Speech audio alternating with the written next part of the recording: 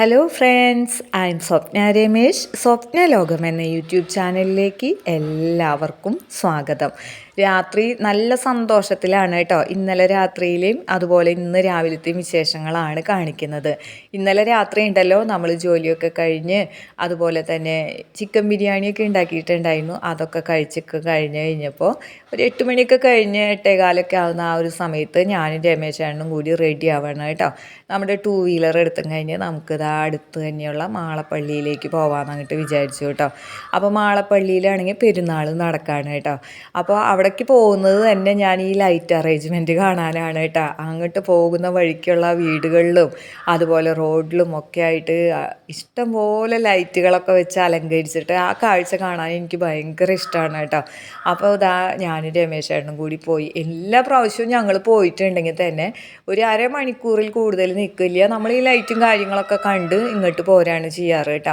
അതുപോലെ തന്നെ അവിടെ ഭയങ്കര തിരക്കായിരിക്കും, അതുപോലെ ഭയങ്കര പൊടിയൊക്കെ ഉണ്ടായിരിക്കും. അപ്പോൾ അതുകൊണ്ട് തന്നെ നമുക്കിങ്ങനെ ഗാനമേളയും കാര്യങ്ങളൊക്കെ ഉണ്ടെന്നുണ്ടെങ്കിലും സീറ്റൊന്നും കിട്ടാത്തതുകൊണ്ട് പെട്ടെന്ന് തന്നെ തിരിച്ചു പോരലാണ് പതിവ്. പക്ഷെ എനിക്കിതൊക്കെ ഒന്ന് കണ്ടാൽ മതി കേട്ടോ, അപ്പോൾ തന്നെ ഭയങ്കര ഹാപ്പിയായി. അപ്പോൾ ഞാനിങ്ങനെ ഓരോ വീടുകളിലെയും ആ ലൈറ്റുകളൊക്കെ കണ്ടിട്ട് ഇതാണോ ഭംഗി, അതാണ് കൂടുതൽ ഭംഗി എന്നിങ്ങനെ തോരാതെ സംസാരിച്ചുകൊണ്ടാണ് കേട്ടോ എൻ്റെ നടപ്പ്. അപ്പോൾ നമ്മളാണെങ്കിൽ വണ്ടി ഇത്തിരി ദൂരെ വെച്ചിട്ടാണ് നടക്കുക. കാരണം എനിക്കിങ്ങനെ നടന്ന് തന്നെ കാണണം കേട്ടോ, അതൊരു ആഗ്രഹമാണ്. അപ്പോൾ നമുക്ക് ആരോഗ്യമുള്ള സമയത്തല്ലേ നമുക്ക് ഇതൊക്കെ നടന്നൊക്കെ കാണാനായിട്ട് പറ്റുള്ളൂ അല്ലേ. അങ്ങനെ ഇതാ ഇപ്പോൾ പള്ളിയിലെ മുറ്റത്തെത്തിയിരിക്കുകയാണ് കേട്ടോ. പള്ളിയിലെ ലൈറ്റ് ഒരു രക്ഷയില്ല, ഒന്നും പറയണ്ട കേട്ടോ. നല്ല ഭംഗിയാണ് കേട്ടോ. ഞാനിങ്ങനെ നോക്കി ഇങ്ങനെ നിൽക്കുക കേട്ടോ. അങ്ങനെ കുറച്ച് സമയം നോക്കി നിന്നതിന് ശേഷം പള്ളിക്കകത്ത് കയറി കഴിഞ്ഞിട്ട് പ്രാർത്ഥിച്ചു കേട്ടോ. അപ്പോൾ ഇങ്ങനെയൊക്കെ വരുമ്പോൾ മാത്രമാണ് നമ്മൾ പള്ളിയുടെ ഉള്ളിലേക്കൊക്കെ ഒന്ന് കയറാം കേട്ടോ. അപ്പോൾ നല്ല ഭംഗിയായിട്ട് അലങ്കരിച്ചിട്ടുണ്ടായിരുന്നു പള്ളിയുടെ ഉൾഭാഗവും. അങ്ങനെ കുറച്ച് നേരം അതൊക്കെ കണ്ടു നിന്നു. അതിൻ്റെ ഓപ്പോസിറ്റായിട്ട് സെൻറ്റ് ആൻ്റണീസ് ഹയർ സെക്കൻഡറി സ്കൂളുണ്ട് കേട്ടോ. അവിടെയാണ് ചിഞ്ചും +2 പഠിച്ചത്. അപ്പോൾ ആ സ്കൂൾ ഗ്രൗണ്ടിലായിട്ടുള്ള സ്റ്റേജൊക്കെ ഒരുക്കി കഴിഞ്ഞിട്ട് അവിടെയാണ് ഗാനമേള നടക്കുന്നത് കേട്ടോ. അപ്പോൾ പതിവ് പോലെ തന്നെ ഭയങ്കര തിരക്കായിരുന്നു കേട്ടോ. അപ്പോൾ എന്നും ഞങ്ങളിങ്ങനെ അകലെ നിന്ന് അയ്യോ തിരക്കാണല്ലോ എന്നും പറഞ്ഞാൽ തിരക്കിൻ്റെ ഉള്ളിലേക്ക് പോവാതെ ഒന്ന് ഇവിടെ നിന്ന് കണ്ടിട്ട് വരികയാണ് പതിവ്. അപ്പോൾ ഇപ്രാവശ്യം ഞാൻ പറഞ്ഞു നമുക്കൊന്ന് ഫ്രണ്ടിലേക്ക് പോയി നോക്കാമെന്ന് പറഞ്ഞാൽ അങ്ങനെ പോയി ചെന്ന് കഴിഞ്ഞപ്പോൾ അവിടെ കസേരയിലൊക്കെ ഇഷ്ടംപോലെ ആൾക്കാർ ഇരിക്കുന്നുണ്ടായിരുന്നു. അതിൽ നിന്ന് 2 പേര് എഴുന്നേറ്റ് അങ്ങോട്ട് പോയി. പിന്നെ ഒന്നും പറയണ്ട, ഞാനും രമേശേട്ടനും ചാടി കയറി അവിടെ ഇരുന്നു കേട്ടോ. അങ്ങനെ പിന്നെ ഫുൾ പരിപാടി കഴിഞ്ഞിട്ടാണ് വന്നത് കേട്ടോ. 10:30 കഴിഞ്ഞപ്പോൾ തന്നെ പരിപാടി കഴിഞ്ഞു. അപ്പോൾ ഗാനമേള എന്ന് പറഞ്ഞാൽ പാട്ട് മാത്രമൊന്നല്ല കേട്ടോ. ഗാനമേളയും ഒരു പാട്ടൊക്കെ കഴിയുമ്പോൾ പിന്നെ ഡാൻസാണ് കേട്ടോ. അടുത്തത് ഡാൻസായിരിക്കും. അങ്ങനെ അടിപൊളി. അപ്പോൾ ഗാനമേളയിലെ കൊച്ചിനെയാണെങ്കിൽ നമ്മൾ TV-യിൽ കണ്ട് നല്ല പരിചയമാണല്ലോ, മേഘനക്കുട്ടിയില്ലേ. ആ മേഘനക്കുട്ടിയെ കുറേ പാട്ടുകളൊക്കെ പാടിയിരുന്നു കേട്ടോ. എന്തു ചെറുതാണെന്നറിയോ, നല്ല സൗണ്ടാണ് കേട്ടോ. നമ്മളങ്ങനെ കേട്ടിട്ടുണ്ടെങ്കിൽ തുള്ളിച്ചാടാൻ തോന്നും കേട്ടോ. അങ്ങനെ ആ പരിപാടിയൊക്കെ കണ്ട് മനസ്സ് നിറഞ്ഞിട്ടാണ് വന്ന് കിടന്നുറങ്ങിയത് കേട്ടോ. അങ്ങനെ നേരം വെളുത്തങ്ങോട്ട് കഴിഞ്ഞപ്പോൾ നമ്മൾ എങ്ങനെ രാത്രി എത്ര ലേറ്റായി എന്ന് പറഞ്ഞാലും നമ്മൾ ഒരേ ടൈമിൽ ഉണരുന്നത് കൊണ്ട് തന്നെ എങ്ങനെയായാലും ആ ടൈമിൽ തന്നെ ഉണരും കേട്ടോ നമ്മൾ. അതുകൊണ്ട് ഇങ്ങനെ ഒരുപാട് വൈകി എണീക്കുക അങ്ങനത്തെ ശീലമൊന്നും ഇല്ല കേട്ടോ. എവിടെ പോയാലും എനിക്ക് അങ്ങനെയൊക്കെ തന്നെയാണ് കേട്ടോ. ഇപ്പോൾ നമ്മൾ ടൂറ് പോയാലും അവിടെയൊക്കെ ചെന്നാലും നമ്മൾ ആ എഴുന്നേൽക്കുന്ന സമയത്ത് തന്നെ ഞാൻ എണീക്കാറുണ്ട്. ഇന്നാണെങ്കിലോ ഭയങ്കര മഞ്ഞ് കേട്ടോ. അപ്പോൾ ഇന്നലെ രാത്രി തന്നെ ആ പരിപാടി കണ്ട് തിരിച്ചങ്ങോട്ട് വരുന്ന സമയത്ത് കിടുകിട വിറയ്ക്കുന്നുണ്ടായിരുന്നു കേട്ടോ. കാറിലല്ലല്ലോ, 2 വീലറിലല്ലേ പോയിരിക്കുന്നത്. എന്നിട്ട് ഇങ്ങനെ സംസാരിക്കുമ്പോഴൊക്കെ ഇങ്ങനെ വിറയ്ക്കായിരുന്നു. അപ്പോൾ ഇന്ന് രാവിലെ എഴുന്നേറ്റപ്പോൾ അധികം മഞ്ഞാണ് കേട്ടോ. അപ്പോൾ ഞാനാണെങ്കിൽ മുറ്റടിക്കാനൊക്കെ പോയി കഴിഞ്ഞു. ആ സമയത്ത് രമേശേട്ടനാണ് കേട്ടോ അരി കഴുകിയൊക്കെ ഇട്ടത്. അതിന് ശേഷം നമ്മൾ ഗോതമ്പടിയാണ് ഉണ്ടാക്കുന്നത് കേട്ടോ. നിങ്ങൾക്കറിയാലോ, ഇതിൽ ഞാൻ മല്ലിയിലയും ചേർത്തിട്ടുണ്ട്, ഇഞ്ചി, പച്ചമുളക്, ഉള്ളി ഇതൊക്കെ ചേർത്തിട്ടുണ്ട് കേട്ടോ. നല്ല ടേസ്റ്റാണ്. കുറച്ച് നാളികേരവും കുറച്ച് വെളിച്ചെണ്ണയും ഒഴിച്ചും കഴിഞ്ഞിട്ട് കുറച്ച് നേരം മിക്സ് ചെയ്ത് വെച്ചതിന് ശേഷമാണ് നമ്മൾ ഉണ്ടാക്കിയെടുക്കുക കേട്ടോ. അപ്പോൾ അതിനൊരു പ്രത്യേക ടേസ്റ്റ് തന്നെയാണ്. അല്ലാതെ അത് മുക്കി കഴിക്കാൻ ഇനി വേറെ കറി അങ്ങനെയൊന്നും വേണ്ടി വരില്ല. കാരണം ഇതിൽ ഒരുപാട് സാധനങ്ങൾ നമ്മൾ ചേർത്തിരിക്കുന്നതാണല്ലോ. അപ്പോൾ അതൊക്കെ ഉണ്ടാക്കിയെടുക്കായിരുന്നു കേട്ടോ. പിന്നെ കോഴികൾക്കുള്ള തീറ്റയൊക്കെ രമേശായിട്ട് ഇട്ട് കൊടുക്കുന്നുണ്ട്. അപ്പോൾ നമ്മൾ ആ കർട്ടൻ ഭാഗങ്ങളൊക്കെ ഒന്ന് മാറ്റി വയ്ക്കുമ്പോൾ വരുന്ന വെയിൽ അങ്ങോട്ട് അടിച്ചും കഴിഞ്ഞിട്ട് അത് കൊള്ളാൻ വേണ്ടിയിട്ട് അല്ലിയാണ് ഈ കൂടിൻ്റെ ഈ അറ്റത്തായിട്ട് നിൽക്കുന്നത് കേട്ടോ. അല്ലെങ്കിലും അവൾക്ക് ഭയങ്കര മിടുക്കാണ് കേട്ടോ എല്ലാവരേക്കാളും. തടി കൂടുതലുണ്ടെങ്കിലും മടിയൊന്നും അങ്ങനെ ഇല്ല, അവൾക്ക് നല്ല മിടുക്കത്തി തന്നെയാണ് കേട്ടോ നമ്മുടെ അല്ലി. അങ്ങനെ എല്ലാവരും നല്ലപോലെ തീറ്റയൊക്കെ തിന്നുന്നുണ്ട്. 2 പേരാണ് ഇപ്പോൾ മുട്ടയിടുന്നത്, ഗാർഗിയും അല്ലിയാണ് കേട്ടോ. ഗാർഗിയാണെങ്കിൽ ഇഷ്ടമുള്ള സ്ഥലത്തൊക്കെയാണ് ഇടുള്ളൂ, കൂട് തുറന്നാലേ അവൾക്ക് മുട്ടയിടാനായിട്ട് തോന്നുള്ളൂ. അപ്പോൾ നമ്മുടെ നിക്കുമോനെ അവിടെ പാത്രത്തിൽ വെച്ചിട്ടുണ്ട്. അവൻ തുള്ളിച്ചാടി ഇങ്ങനെ അങ്ങോട്ടും ഇങ്ങോട്ടൊക്കെ നടക്കുകയാണ് കേട്ടോ. അവന് നല്ല സ്വാതന്ത്ര്യം ഉണ്ടല്ലോ പുറത്തിറക്കിയിരിക്കുന്നത് കൊണ്ട്. ഇന്ന് നമ്മുടെ മുത്തിൻ്റെ പിറന്നാളാണ് കേട്ടോ. അങ്ങനെ മുത്ത് ലണ്ടനിൽ പോയിട്ട് 5 മാസമായിരിക്കുകയാണ് കേട്ടോ. അപ്പോൾ ഇങ്ങനെ ഞാൻ ആലോചിക്കും കേട്ടോ, ആ പോകുന്ന ടൈമിൽ ഉണ്ടായിരുന്ന ഒരു ടെൻഷനും കാര്യങ്ങളൊക്കെ കേട്ടോ. എന്തായിരിക്കും, എങ്ങനെയായിരിക്കും, ക്ലൈമറ്റ് പിടിക്കുമോ, എൻ്റെ മോൾക്ക് പഠിക്കാൻ പറ്റുമോ, നല്ല കൂട്ട് കിട്ടുമോ, അങ്ങനെയൊക്കെ ഒരുപാട് ടെൻഷനുകൾ അന്ന് മനസ്സിലുണ്ടായിരുന്നു കേട്ടോ. അങ്ങനെയൊന്നും ഇല്ല കേട്ടോ, ഒരു കുഴപ്പമില്ല. നല്ല ഫ്രണ്ട്സൊക്കെ തന്നെയാണ് അവൾക്ക് കിട്ടിയിരിക്കുന്നത്. അതുപോലെ റൂമിലൊക്കെ ആണെങ്കിലും അപ്പുറത്തും ഇപ്പുറത്തൊക്കെ ഫാമിലികളും താമസിക്കുന്നുണ്ട്. അപ്പോൾ അവരുടെ ഒരു കെയറിങ്ങും ഒക്കെ ഉണ്ട് കേട്ടോ. അവരൊക്കെ ഒരുമിച്ചാണ് കേട്ടോ എന്തെങ്കിലും ഫങ്ഷനൊക്കെ പോകുന്നതും. അതുപോലെ തന്നെ ഇപ്പം മുത്തിൻ്റെ ബർത്ത്ഡേ ആയിട്ട് എല്ലാവരും കൂടി കേക്ക് മുറിക്കുന്നതും ഒക്കെ പാതിരിക്ക് എഴുന്നേറ്റ് അങ്ങനത്തെ വീഡിയോകളൊക്കെ, കേക്ക് മുറിക്കുന്ന വീഡിയോകളൊക്കെ മുത്ത് അയച്ചൊക്കെ തന്നിരുന്നു കേട്ടോ. അപ്പം നല്ല ഹാപ്പി ആയിട്ട് തന്നെയാണ് പോകുന്നത്.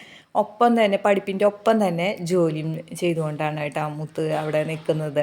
അപ്പോൾ മുത്തിനാണെങ്കിൽ അങ്ങനെ ഭയങ്കര കൊടിയ തണുപ്പൊന്നും ലണ്ടനിലില്ല കേട്ടോ. പക്ഷെ ചിഞ്ചു വിളിക്കുമ്പോൾ, വീഡിയോ കോൾ വിളിക്കുമ്പോൾ ചിഞ്ചു സംസാരിക്കുമ്പോൾ വായിൽ നിന്ന് ഇങ്ങനെ പുകയൊക്കെ പോകുന്ന അത്ര തണുപ്പാണ് കേട്ടോ ജർമ്മനിയിലുള്ളത്. അപ്പോൾ മുത്തിന് ഇത്രയും കൂടി ക്ലൈമറ്റൊക്കെ നല്ലതാണ് കേട്ടോ.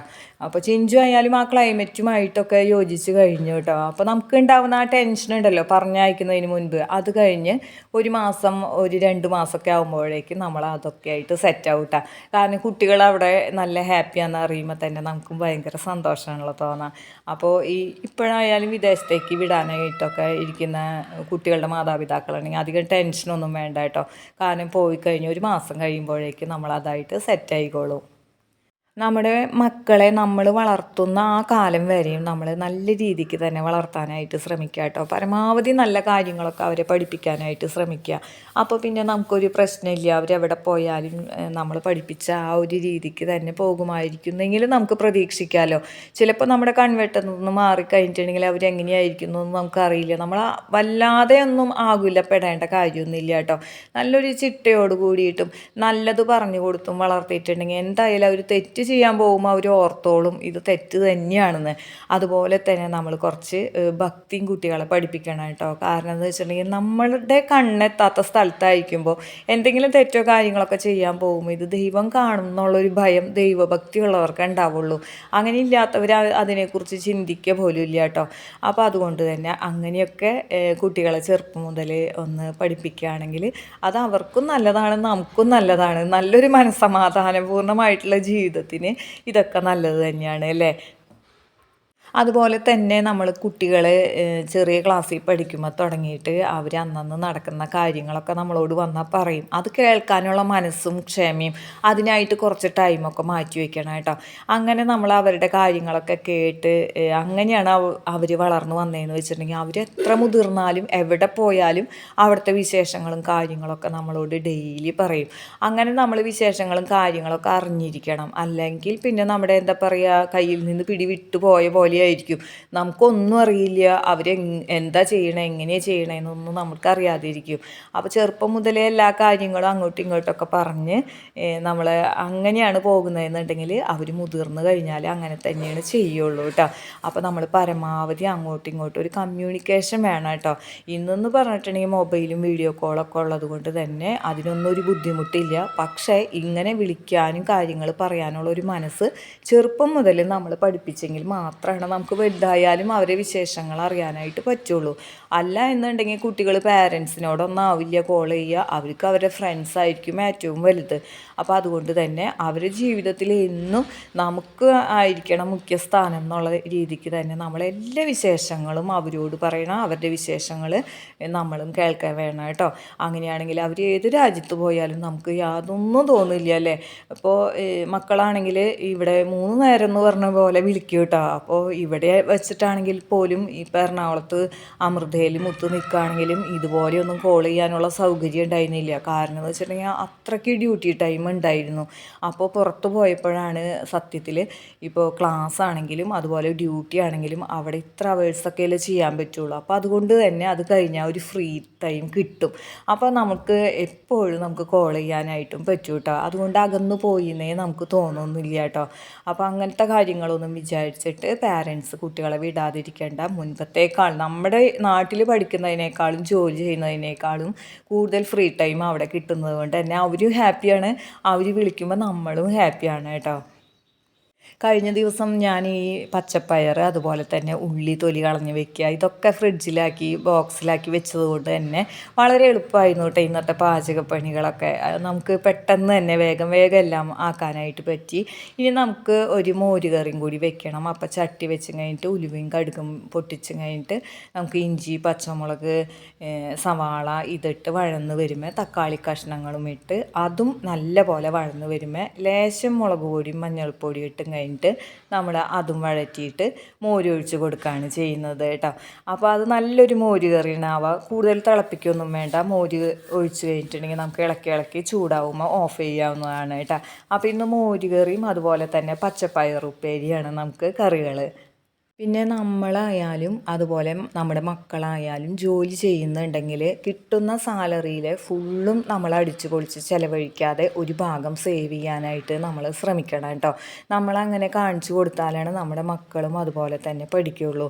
അപ്പോൾ നമ്മൾ കിട്ടുന്നത് ഫുള്ളും ലാവിഷായിട്ട് അങ്ങോട്ട് ചിലവഴിച്ചിട്ട് മാസാവസാനം എത്തുമ്പോഴേക്കും നമുക്ക് കാശില്ലാതെ കാശിന് വേണ്ടിയിട്ട് വിഷമിക്കുക അല്ലെങ്കിൽ മറ്റുള്ളവരോട് കടം മേടിക്കുക അങ്ങനെയുള്ള കാര്യങ്ങളൊന്നും നമ്മൾ ജീവിതത്തിൽ ചെയ്യാതെ നോക്കണം.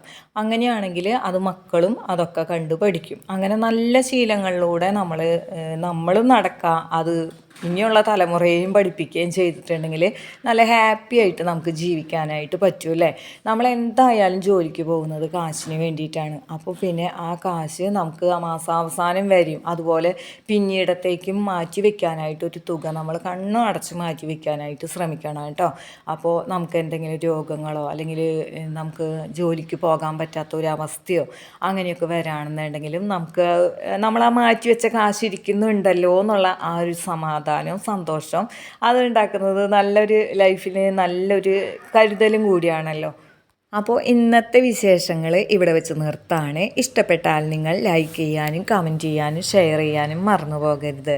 നമ്മുടെ ചാനൽ ആദ്യമായിട്ട് കാണുന്ന കൂട്ടുകാർ ആരെങ്കിലും ഉണ്ടെങ്കിൽ ഒന്ന് സബ്സ്ക്രൈബ് ചെയ്ത് കാണാനും മറക്കരുത് കേട്ടോ. നിങ്ങളുടെ കമൻസൊക്കെ വായിക്കുമ്പോൾ ഒത്തിരി സന്തോഷമുണ്ട്. ഇനി മറ്റു ചില വിശേഷങ്ങളുമായി നമുക്ക് അടുത്ത വീഡിയോയിൽ കാണാം.